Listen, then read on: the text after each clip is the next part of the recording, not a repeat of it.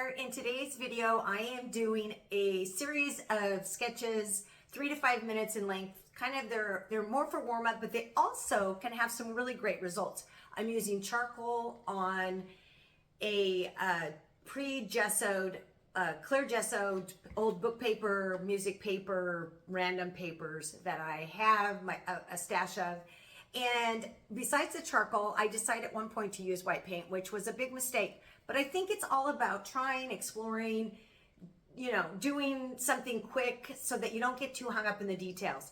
And of course, my specialty is getting hung up in the details. So these are really good prompts and examples for me to do because it helps keep me loose.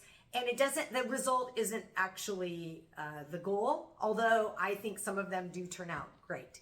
I want to thank Lynn for suggesting this video because what we were looking for this, I thought I had a video like this. And so clearly I don't, or I couldn't find it.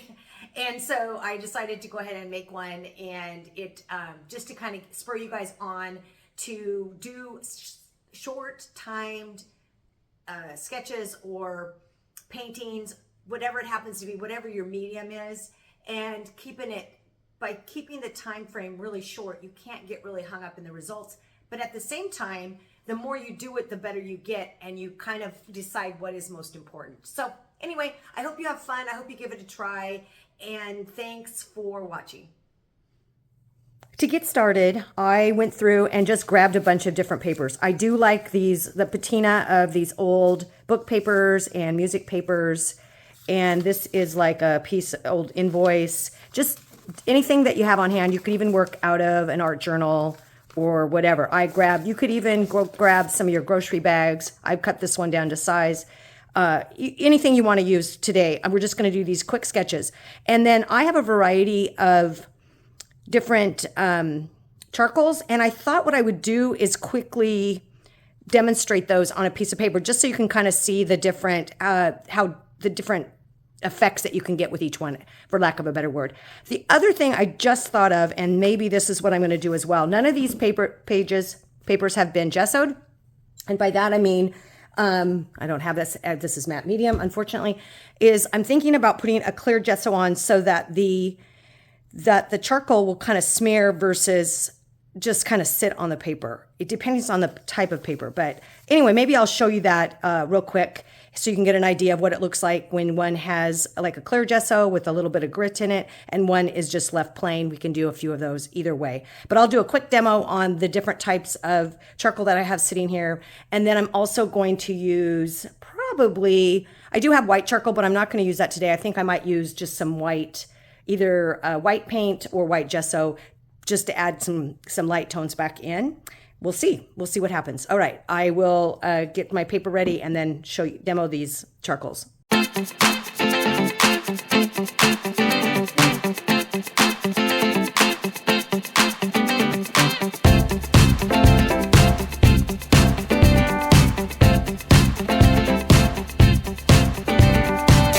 So I have the gessoed page and I have the ungessoed page. I decided to do the exact same paper so it would make a little bit more sense.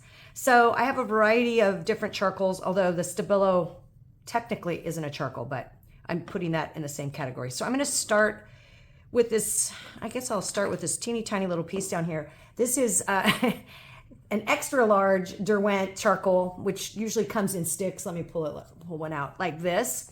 I've used it up. I love this. It's very dark. So you can see that it's very dark on both of them. It mixes in. I have a paintbrush. I just want to kind of, so you can see if you add water, you can just do all kinds of things. Now I will say I can feel this one is sitting a little bit more up on top of the paper, whereas you can see that, I don't know if you can see the difference, but it's slightly different.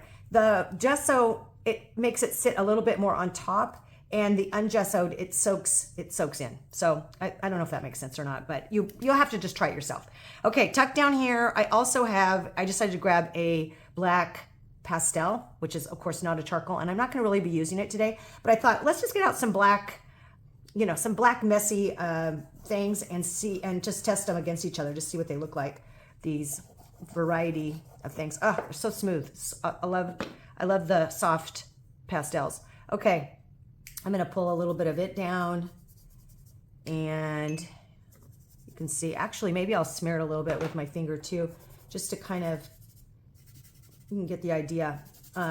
This just has the clear gesso that I used is Liquitex, and it has a little bit of a grit to it, which I actually really like, and it feels like you can almost see it creates a little bit of texture. This is just flat, smooth. It kind of is soaking in, but not to the same degree as the one that has the clear gesso on it. All right, let's choose another one. The Vine, this is a Vine charcoal, and it is much lighter, and I'm putting a lot of pressure. I guess I could have broken that in half, but you can see the difference. It's very, well, it's showing up much darker. Huh, I wouldn't have guessed that on the gessoed than on the ungessoed. So interesting, there's that too. And it does not really want to smear much on the ungessoed page. Unlike the gessoed page, it definitely will smear. And let's try it with my finger, yes. And this one, kind of, well, now it's wet. So anyway, you can just, they're just very different. Okay, next up is this compressed charcoal, which is more like a, I'm trying to read it, Conte maybe. Anyway, let's just see what happens with this. I'm happy, it's like it's scraping into the paper. It's on the end, it's fine. Just doesn't sit well. Whereas on the gessoed side, wow, it's just really, really nice. It blends fine, but again, not much with the water, and a little bit more with the water on the gessoed page. Okay, next up is this Pro Art Charcoal Soft. I'm not sure where I got it. I clearly have not used it, so I have no idea. Sometimes I get sets of charcoal, and some I use and some I don't. I'll be honest, I use these large, extra large charcoal Derwent chunks and my charcoal pencil and my Stabilo the most, and the soft pastel. But it's fun to try other ones and see. And definitely I'm feeling the gessoed page is feeling better. I mean, it just feels like it's sitting in there nicely. But it depends on what you're going for. So I would definitely try both. Okay, next up is, let's do the Stabilo. Okay.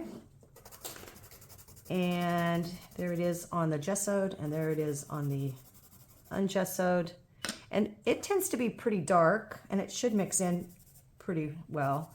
It is definitely not as dark as some of these other gessos, and it's not smearing at all on the ungessoed page.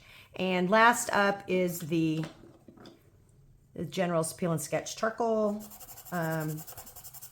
They're just super easy to use. You don't get quite as messy because obviously it's in a pencil form, which is same with the Stabilo. It does not move much on the ungessoed page. Let's see it with a little bit of water. It does move a little bit. So as you can see, they're all slightly different. Obviously the least dark one, I don't know the best way to say that, is this Vine Charcoal, and it's very subtle and and if you're a charcoal artist, you know your charcoals. I'm not, I just know what I like using, and I do like the mess, obviously you can see this, of charcoal, and I like the effect of charcoal. So we're gonna move into the portraits here, the quick sketch portraits here in just a second, but I just wanted to show you these different options that, I mean, this is very small options at this point, but just to try out, pull out all your charcoal, your different charcoal, and then just try them and see which ones you like the best and how you like best using them. And if you think you're going to, yeah, then you'll know if you want to use it on a gessoed or on an ungessoed paper and how it reacts to that. So, all right, let's get started. Okay, I'm gonna get started, and I'm gonna use these charcoals. Like I said, I'll probably use my favorites, these two. I did get a little bit of white paint, so depending on how it plays out, and I have my water, I did grab a bunch of different paint brushes, mostly filberts, and I grabbed a rag to set off to the side here because I didn't grab any palette paper or a palette. I'm just gonna start working through these papers. We'll see how far it goes. I'm gonna try to stick to 3 to 5 minutes. I don't have my timer in here, so it's, might be a little bit tricky, but I'm gonna have it all in fast forward, and I'm just gonna I'm just going to go for it and we'll just see what happens. And I want to encourage you. This is a great way to put limits on what you're making. And then these can also turn into some, you can cut them down and use them in collage or put them in your art journals or whatever. But it's just a great practice and it's a great way to get started, particularly for someone like me who sometimes I just have a hard time getting started and I'm not really sure why that is. But anyway, okay, without any more chit chat, let's get started.